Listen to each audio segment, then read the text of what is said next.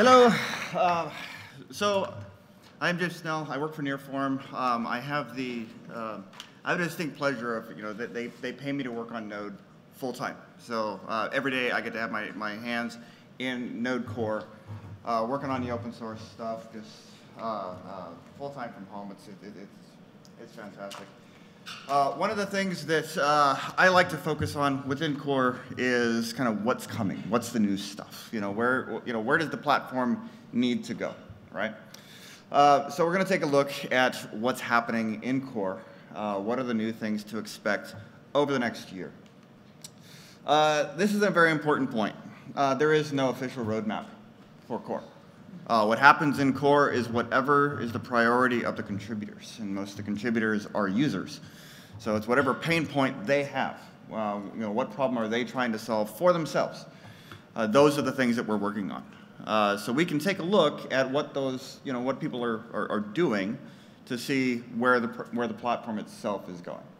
And if you stop to think about this, the fact that there is no technical roadmap, you think about the millions of developers that are using this, the businesses that are basing their entire operations on top of Node. The fact that we have no official technical roadmap is actually quite significant. So let's just, we're going to take a look at some of these things that folks are actually doing. What are the priorities that we've seen? We know these are priorities because these are the things that people are actually working on. Number one, by far, the most important thing that we've seen, and this has been consistent, is improved diagnostics and instrumentation. So understanding what is happening in your Node process, what's happening inside the event loop, what's keeping it alive, what are the performance bottlenecks. Improving this has consistently been the number one thing people have asked for. Improved standard support, so we have HP2 now, better URL parsing, things like that. Alignment with the web platform, so things like ESM, the modules, things like better support for web APIs. Greater platform diversity. What this means is Node's not just about V8 anymore. It's also about Chakra Core. It's also potentially about other VM platforms they could send underneath. So we can talk about some of that. Improved developer experience and some stronger security processes, and we'll kind of touch on a little bit of that here as well. So let's start with the diagnostics and instrumentation. Again, this is the number one thing that folks have been asking for consistently. A couple weeks ago, I just kind of did this informal survey of folks, just asking around, what's your number one problem with core? Every single person, this was small companies up to the large enterprises, came back with the exact same answer. Their number one priority is figuring out why the app's not working as well as it needs to, right? The tooling is not quite where it needs to be and needs to continue to evolve. Core itself needs to provide better primitives internally to allow these tools to work better. So we have a number of things that are going on right now to improve those internals and improve that instrumentation. Some of this stuff deals with tracking the context through asynchronous operations, so long stack traces, right? Profiling and event flow, understanding event loop, inspection, debugging. There's a number of other things in there as well, but these are the high points. So let's talk about a couple of specific things. I'm going to be going through a lot, so I'm just going to be kind of touching on the surface of a lot of these things. We can go into more detail if you catch me out, if any of these things, if you have any questions. We can deep dive on specific things later. But I'm going to touch on just the high points. The AsyncHooks API has been worked on for a while. It's been in core, I think, since version 6. It has gone through a number of evolutions, but it's finally starting to stabilize. And for those of you that don't know what AsyncHooks do, it's essentially a low-level primitive that allows you to peek at what's happening in the event loop. Within core, everything is based on, we have handles and requests. Handles are the persistent resources. The requests are the asynchronous operations that are happening on those, right? AsyncHooks basically gives you a look at the life cycle. It lets you know when these things are being created, what's being created. It lets you know when the actual callbacks are being triggered. So you can do things like measuring latency between these various events. You can track your resource usage. There's a variety of things that you can do. There's a whole bunch of process management tools that are being built on top of these primitives right now. One of the very important things that's being looked at is a re-implementation of the domains functionality that's in core on top of this, so that hopefully that doesn't suck anymore. So we have quite a bit going on there. So AsyncHooks is one, I have to say, out of everything that I'm going to talk about, is one of the most important things that you need to be aware of within core. It is pretty low level. Not everyone will have use for it, but if you're doing any kind of diagnostics work in core, AsyncHooks is the one you're going to want to pay attention to the most. This is a relatively new one. We now have the same, an implementation of the same performance API that's implemented in browsers. So you can do mark, measure, and performance observer. This is really intended just to give another option for high resolution timing within core. So if you use console time and time end right now, what you've probably noticed is that just using those functions introduces a certain amount of additional overhead, right? They're not quite as precise as you'd want them to be. Using this API, you get higher resolution timing than that, and you don't have to worry about the console output. So it gives you quite a few more options, and it's the exact same API that's implemented in the browser. Okay. One of the interesting additions that we added when doing this performance API was timerify. This is a function that will wrap any function you give it in a high resolution timer. So it'll record the start time when execution started for that function, and it'll give you the end time when it completed. One of the uses that I've had for this is measuring the exact latency for asynchronous operations. So if you're creating a promise, right, and you want to measure exactly when that is being resolved, you can wrap each of the functions that are involved in a timerify function, execute that, and you'll get you register a performance observer, and you'll see the exact latency that's happening with those with all those callbacks. You can do this with the traditional callbacks as well. So this one's particularly useful. And again, you don't get the overhead that you have with console time. Trace events. This is a big one. So if you've used Chrome's debugging tools to any extent, you're probably familiar with trace events and profiling. There is an experimental implementation in core now where you can generate a trace events file from core, visualize that in Chrome debugging tools. It is still experimental, and we haven't fully instrumented core yet with all of the necessary output. But we are working on expanding that, and what what you should expect over the next year, that the instrumentation within core to generate these things will continue to expand. One of the very important examples of this is we are combining the AsyncHooks and trace events, so that you can, within Chrome, you can visualize all of the async operations that are happening within a node process.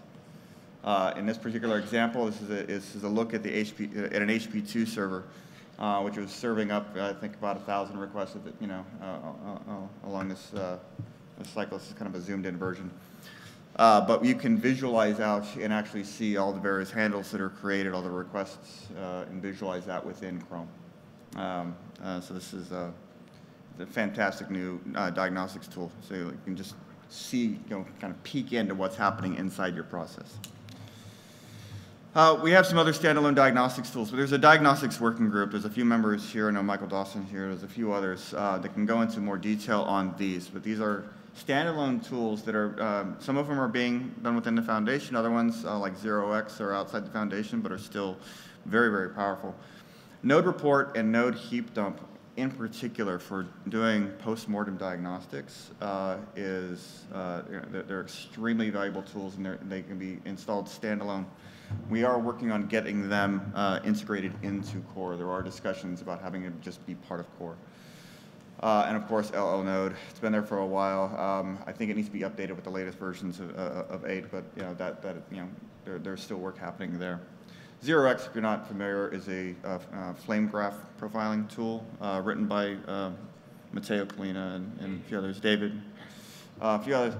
And it's just a fantastic tool for just visualizing what is happening within your application. So this is the one I love. We now have HP2 support in Node Core. It is still experimental. It's been a labor of love for mine for probably about the past 2 years. I spent a lot of time, working on getting this right. And just because it's cool, these slides are actually running on an HP2 server in Node. So if I pull up these are in the browser and I can refresh. The slides themselves are actually show, all the images are using push, server-side push, just for fun. It's just, I love showing it off, so this is good. If you're not familiar with HP2, it is a very different protocol than HP1. It uses a binary framing, so you're not basically sending text files back and forth. It actually has quite a bit more complexity there. Multiplex request and response flows, so no head-of-line blocking issue. You can actually send multiple requests, multiple responses in flight at the exact same time, with that data being chunked up and sent in packets. You have push streams. The header compression is interesting. You can actually say, if you look at your traffic for most of your HP requests, especially with APIs, or kind of REST APIs, most of your data transferred back and forth tends to be wasted in headers. With the header compression, you can get, I think some of the benchmarks I've seen, a 90% reduction in data being transferred back and forth just from headers. We do support plain text and TLS. Of course, if you're serving it in a browser, the browsers only support HP2 over TLS. So, of course, in Node we have that support for that, but we also can set up plain text HP2 servers. Here's an example of the server. The slide. This is actually a small variation of the server that's running these slides. I just added a few additional bits for doing the actual file serving. It was designed to be as familiar and simple as possible. All right, so in just this many lines of code, you can set up an HP2 server with TLS support. Okay. One of the really cool things here is we now have basically send file support, where you can respond with file or respond with FD. So instead of using the streams API for writing data out, you can give it an FD, and all of the data transfer will happen all in the C layer. Okay, will happen all in the C layer. Let's see. So here's the client side. Again, very simple. Here the API is not as familiar because some of the requirements for HP2 on the server or on the client side are different than HP1 on the client side. We're still working out what the API needs to be. So still work in progress, but it's functional. It works. This is the really cool thing. Express and Fastify are both working with HP2 now. I think Express is waiting on an actual, on Express 5 to release it, but it is working. Fastify, I think, just added it here within the past couple weeks. I think that that landed there, so you can actually start using these frameworks, on top of HP2 in core. So, very, very cool. ES6 modules are in core. It is experimental. You can use it. There are caveats. There is a lot to be done. The goal is to try to get it done by Node 10. But there's a lot of things that need to be figured out between now and then. Everyone loves this MJS extension. This is the feedback on this has been wonderful. It's definitely something that nobody actually likes, and in core, it's not something we actually like either. But for a number of reasons, we've had to introduce this, where the basic support for modules uses the MJS extension. This has to do completely with not breaking everybody else. The way that modules work are fundamentally different than CommonJS in the CommonJS ecosystem. And we cannot just enable one, the new stuff, and break everything else, right? So we have to do this in a way that allows us to get it in there, experiment with it, and evolve it, and MJS was the way to do that. There are other things that are happening, though. We have pull requests that are looking to, that are open right now to kind of evolve this and make this easier. We have efforts that are going on to look at this and see, how we can evolve this.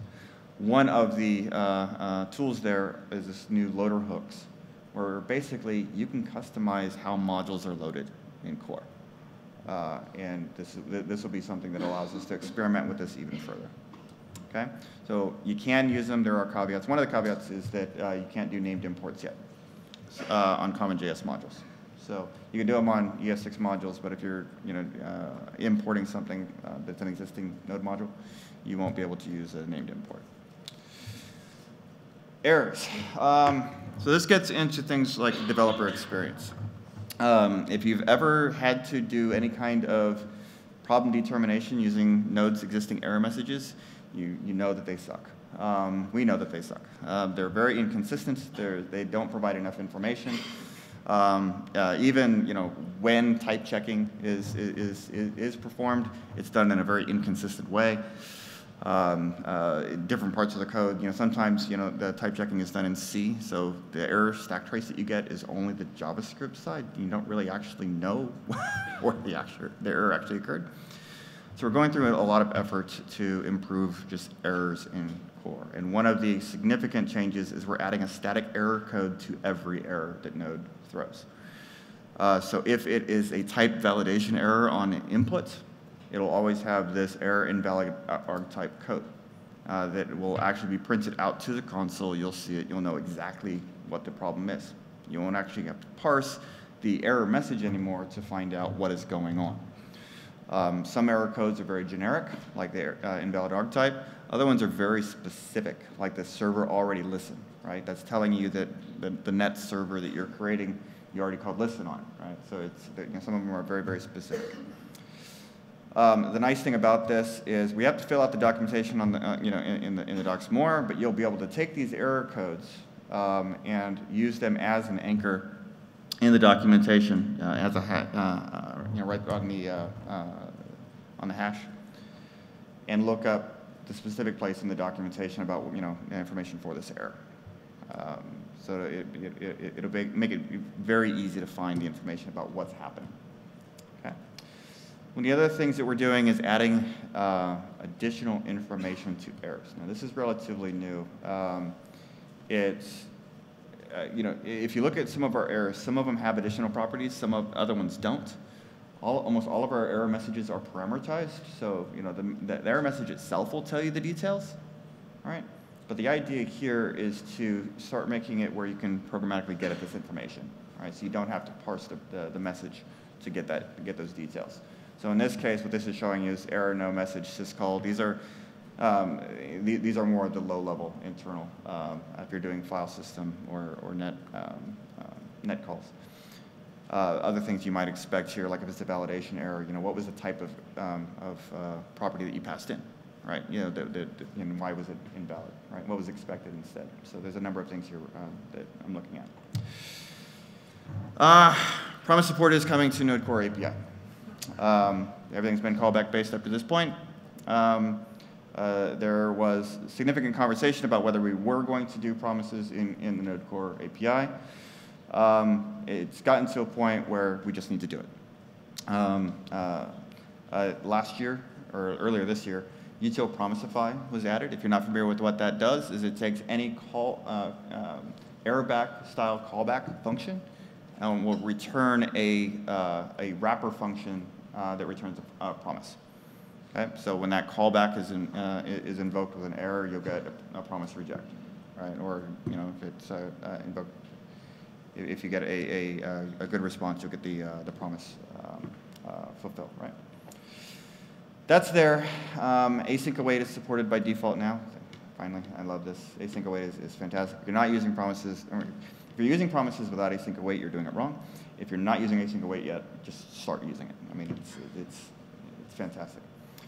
And soon we'll have core APIs that return promises. These aren't wrappers. These are actual implementations of the functions that are, that return native promises. So there are some overhead. There's some overhead with Promisify because what you're doing is actually wrapping the existing callback function, right? And that promise is working with that callback.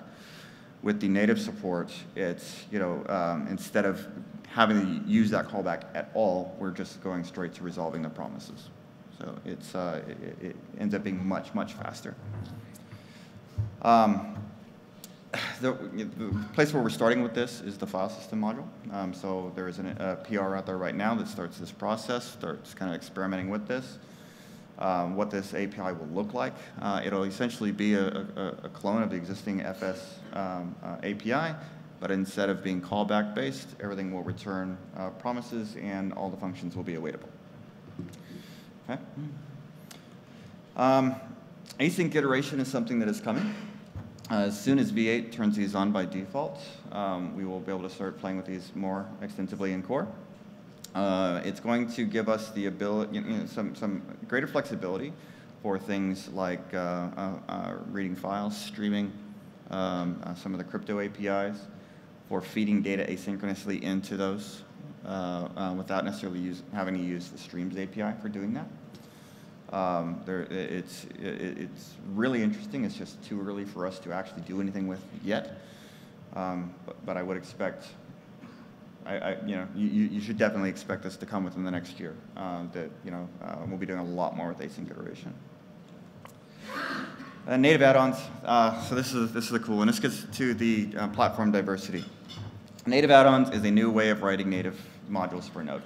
So instead of using NAN or writing directly to the V8 APIs, you can write to this new N API, which is guaranteed ABI stability even across Node versions. If we, even if we update the version of V8, or even if you're using Node on Chakra Core, you should be able to write the module once, and it'll still work across those platforms. All right? There are demonstrations. I'm not sure if there's actually going to be one a talk here that will show. We can actually show building a module once on a system, and it works across multiple versions of Node, all the way back to 4, and on Node Chakra Core. Just building the module once. So no more NPM rebuild every time you install a new version of Node. So very, very exciting bit of work. The example's pretty straightforward. There's a number of these that are in the documentation. You can look at the tests as well. I think I pulled this one out of one of the tests. It's a very basic C-style API. Very, very approachable. Still considered to be experimental, beginning to stabilize, and again works in V8 and Node Chakra Core. So lots of room for playing around on that. This one's a fun one. This one's relatively new, and I probably shouldn't talk about it too much yet. But so the Streams API in Core, it's critical. Everybody uses it, right? But the fact that there's Streams 1, Streams 2, Streams 3, and there's all this complexity there, and there's a lot of overhead trying to make these things work together, all this kind of stuff. As I was going through the HP2 implementation, I realized that most of the performance bottleneck that I was seeing in that implementation was coming from the Streams API. It was nothing, no part of the rest of the implementation. It was just the Streams API. So that experience kind of kicked off this discussion of, well, maybe if we took a step back and did a new low-level Streams API in Core that did not have all the backwards compatibility cruft. Not touching the existing 1, 2, and 3. The Streams, all that, the existing Streams API stuff would still be there. We wouldn't touch it, and we would be able to do some integration between this new thing and that. But this is looking at something that is much more low-level. That would be pull-based. So if you're familiar with Dominic Tarr's pull streams module, very, very similar to that. Not based on event emitter. The goal is to eliminate as much as possible the need for back pressure. We would be able to do the binding of the data flow at C level as much as possible. So if you have 2 of these streams, they might have a JS interface that you're working with. But if they're both backed by by C code, then we can do all the data transfer at the native layer instead of bringing that data up into the JavaScript. So it'd be much, much faster. This is basically how we're doing the send file with HP2. Using this same basic idea. And intentionally not backwards compatible with the streams 1, 2, and 3 in order to keep it fast. And this is still very, very early. We have there's an initial PR to start discussing it. There's some initial work in JavaScript that Jeremiah Sankpeel, Fishrock 123 has been working on. We're just kind of starting the process here. So I would expect something over the next year to start to emerge on this. There's a lot of really interesting possibilities here. Security. So this is an important one. This is not less on the technical side, more on the management side of the project. The project is looking to start managing and issuing its own CVEs. And you can go to the security working group repository and see this conversation. Basically, right now, whenever a security vulnerability in Node comes up, right, and we want to issue a CVE, we got to go out and request that number and wait. There's a whole process involved. What we're looking at right now is being the authority for Node, where we can just issue those directly. All right, so it'll allow us to get that information out much faster and allow us to have more direct control over that information. The other thing we're looking at right now, and again, this is also in a discussion in the security working group, is tracking vulnerabilities in ecosystem modules. So I think it was about a year ago that the Node security project became a part of the Node Foundation in terms of the data. Right? They contributed all the vulnerability data to the foundation. Since then, we've been talking about what process are we going to have to actually manage this vulnerability data, and that's actually starting to coalesce now into what that process is going to be. So we will be able to track vulnerabilities. We'll be able to do all the notifications. We'll be able to assign CVEs to those things if necessary. So not just in core, but across the ecosystem as well. And we're also looking at, it's early discussions of a new responsible early disclosure program for getting information about these vulnerabilities out early, but in a way that is very responsible. So it's not we're not zero-daying anybody. So, and I like to end every talk I give with this call. Node Core is an open source project. We thrive on the users who find a bug and say, okay, I want to help fix that, right? Or even just find a typo in the documentation. Hey, I want to fix that, right? Node would not be where it is today without the user community that's contributing back to it. There's folks like me that do happen to be paid to work on it, but I can probably count on one hand the people that are involved in core that do that. Everyone else are users that that are come and actually just scratching an itch, fixing one small thing here, one small thing there. We do have a code and learn workshop later on today. Basically, this is we take you through the process of setting up your dev environment all the way to opening your first pull request in core. It's run by Anna and Rich. They're here somewhere. They've done a fantastic job running these. When we did it in Vancouver, we had a few hundred people show up, and I think it was something like 250 or some odd pull requests open within a couple-hour period, which was fun to go through and land them afterwards. But if you've never contributed to an open source project before, it's a fantastic opportunity just to kind of get your feet wet on understanding what the process is. And even if you don't come back later and contribute to Node, I hope you do. But if you don't, it's still a fantastic experience to kind of go through and figure out what that process is. And it is definitely the first step to figuring out exactly how the whole Node Core thing works, right? So definitely look at that. It's at 2 o'clock. I think it's at the same time as the hardware workshop, so I might actually sneak over to the hardware workshop during that a few times. But we'll see. So that's it. Thank you. I am J.A. Snell pretty much everywhere. So.